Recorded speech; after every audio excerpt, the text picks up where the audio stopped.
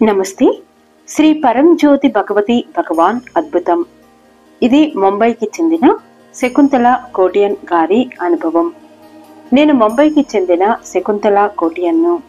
నాకు కలిగిన అద్భుతమైన అనుభవాన్ని మీతో పంచుకుంటున్నాను. నా జీవితంలో ఒకప్పుడు భయాలు, ఆందోళనలు ఎక్కువగా ఉండేవి. ముఖ్యంగా ఇంకా పెళ్లి కాని నా ఇద్దరు కుమారుల గురించి. ఇప్పుడు వారి పట్ల గాని, అనారోగ్యంతో బాధపడుతున్న నా 80 ఏళ్ల భర్త పట్ల గాని నాకు ఆందోళన లేదు. ప్రార్థనలు చేస్తున్నా వాటిలో తొందర గాని, ఆరాటం ఉండడం లేదు. ఏమి జరిగినా లేదా జరగకపోయినా మనందరినీ జాగ్రత్తగా చూసుకోవడానికి శ్రీ పరంజ్యోతి ఇక్కడ ఉన్నారనే బలమైన నమ్మకం, పూర్తి శరణాగతి ఉంది.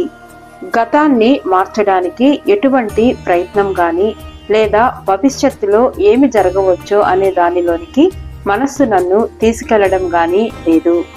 నేను పూర్తిగా వర్తమానంలో ఉంటూ ఆనందంగా ఉన్నాను.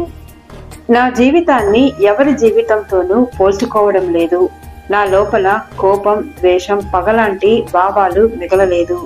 అరుదైన సందర్భాలలో అసూయ, చికాకు లేదా మరేదైనా భావోద్వేగం నాలోకి వచ్చినా నాకు తక్షణ అవగాహన కలిగి తిరిగి అతి కొద్దిసేపటికే అందమైన అంతర్గత నిశ్శబ్ద స్థితికి నేను చేరుకుంటున్న అనుభవాన్ని ఈ రోజుల్లో నేను పొందుతున్నాను.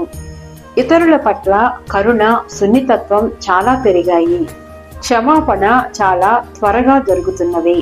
నా చుట్టూ ఉన్న వ్యక్తులతో నాకు ఎక్కువ అనుసంధానం ఉన్నట్లు అనిపిస్తున్నది. క్షమించడం, ఎటువంటి సంకోచం లేకుండా హృదయపూర్వకంగా క్షమాపణ కోరడం నాకు సులభంగా ఉన్నది.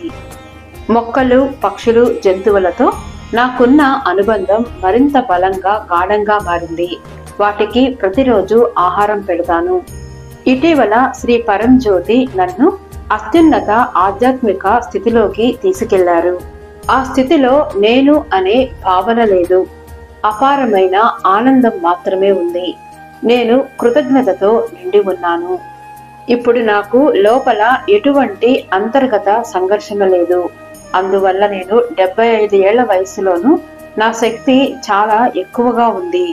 25 ఏళ్లుగా ఈ దివ్య ప్రయాణంలో నాకు తోడుగా ఉన్న శ్రీ పరంజ్యోతి భగవతి భగవానుకు కోటి కోటి ధన్యవాదాలు. హృదయపూర్వక ప్రణామములు.